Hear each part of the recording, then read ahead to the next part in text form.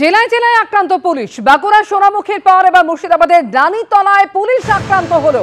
রানীতলায় মাটি পাচার রুখতে যাওয়া পুলিশকে ধারালো অস্ত্র দিয়ে আক্রমণ করা হয়। সিভিক ভলেন্টিয়ারকে হাসুয়া দিয়ে কোপানোর অভিযোগ উঠছে।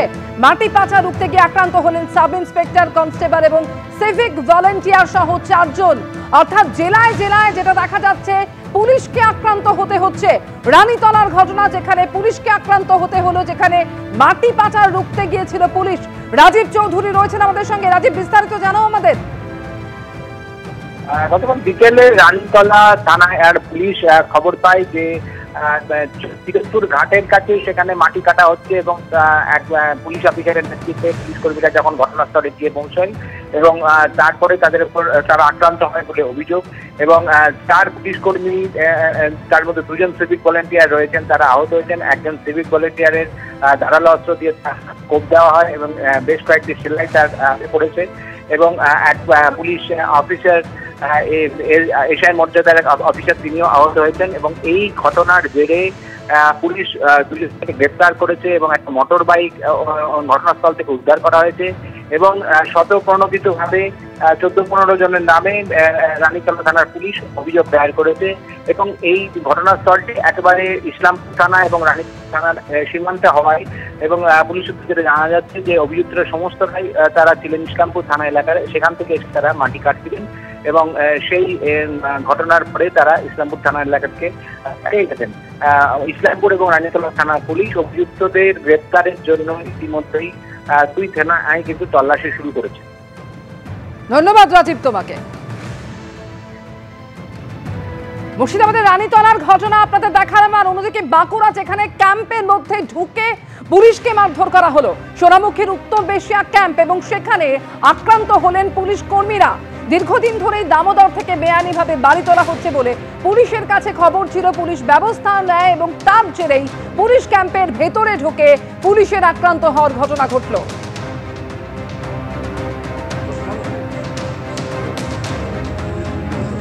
1-2 মাস ধরেই যেটা লক্ষ্য করা যাচ্ছিল যে হঠাৎ করেই ওই গ্রামের যারা আছেন তারা দামোদরের চরে ট্রাক্টর নামিয়ে ইল্লিগালি বালি এবং বালির মুভমেন্ট করছিলেন এবং ইল্লিগাল স্যান্ড ট্রান্সপোর্টেশনের সাথে জড়িত ছিলেন।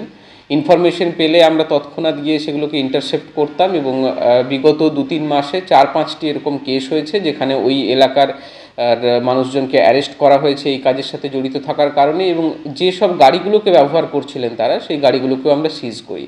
এই ঘটনার ওনাদের মধ্যে একটা আক্রোশ তৈরি করে এবং তারই ফলশ্রুতিতে কালকের এই আমাদের ক্যাম্পের ওপর অ্যাটাক বলে আমরা মনে করছি। প্রাক্তন পুলিশ কর্তা সলিল ভট্টাচার্য এই মুহূর্তে টেলিফোনে রয়েছেন আমাদের সঙ্গে। সলিলদা, বাঁকুড়ার সোনামুখী হোক বা মুর্শিদাবাদের রানীতলা, বেআইনি মাটি পাচার, বালি চুরি রুখতে গেলে পুলিশকে আক্রান্ত হতে হচ্ছে।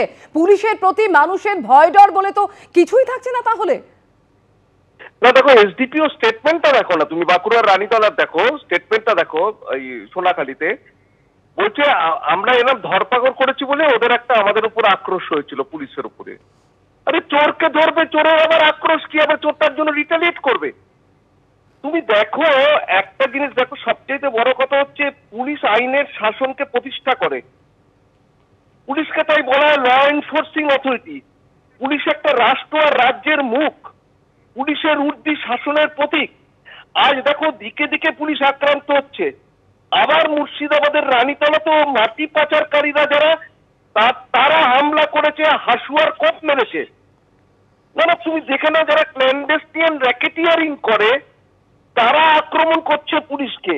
আজকে পুলিশ রিটালিয়েট করতে পারছে না কেন? কারণ a part of the police personnel with civic contractual worker, যারা সিভিক ভলেন্টিয়ার আছে, they are in league with the racketeer. যার জন্য চোরদের সাহস বেড়ে গেছে।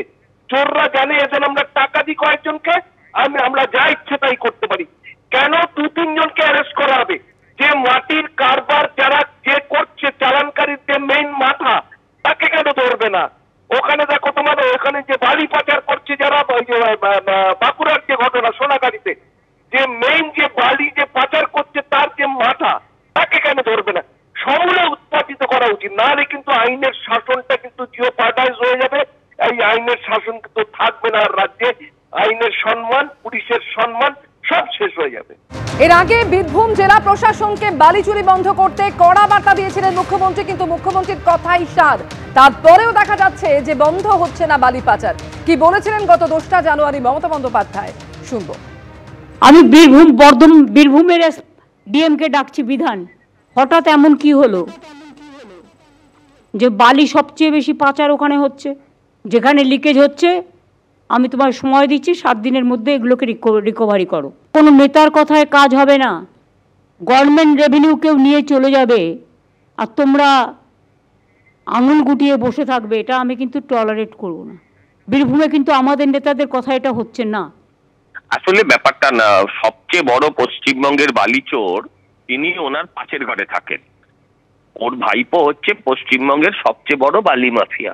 এখন বিষয়টা যেটা হচ্ছে, উনি পুলিশকে নির্দেশ দিচ্ছেন, কিন্তু নির্দেশ ওই টিভিতে দেখানো নির্দেশ আর প্রকৃত সদিচ্ছা দুটোর মধ্যে তফাৎ আছে। দেখুন, আমি আপনাকে একটা কথা বলি, পুলিশ আক্রান্ত, পুলিশ যদি আক্রমণের মুখে পড়ে তাহলে বাংলার কোনো মানুষের কিন্তু খুব একটা দুঃখ হয় না, কারণ আজকে পুলিশ যে ভূমিকায় অবতীর্ণ, তারপর পুলিশ যদি মার খায় মানুষের ভালো লাগে। কিন্তু আমি এক্ষেত্রে সে কথা বলবো না। আমি বলছি যে পুলিশ যদি তার সঠিক ভূমিকা পালন করে, এখনো যদি এই যে শান্তির দূতেরা যেভাবে কালকে বা যেদিনই হোক তাদের এই যে মানে একটা ক্যাম্পে ঢুকে গিয়ে হামলা করছে, যেভাবে মাওবাদীরা করে থাকতো, সেইভাবে যারা হামলা করছে বা মাটি চুরি মাটি তোলা আটকাতে গেলে সেখানে পুলিশকে মারছে, যদি এদের বিরুদ্ধে প্রপার অ্যাকশন এবং যেভাবে এই আক্রমণগুলোর ছবি যেমন দেখতে পাই, সেরকম পুলিশি অ্যাকশনের ছবিগুলো যদি মানুষের সামনে আসতো, তাহলে মানুষ আইনকে ভয় পেত।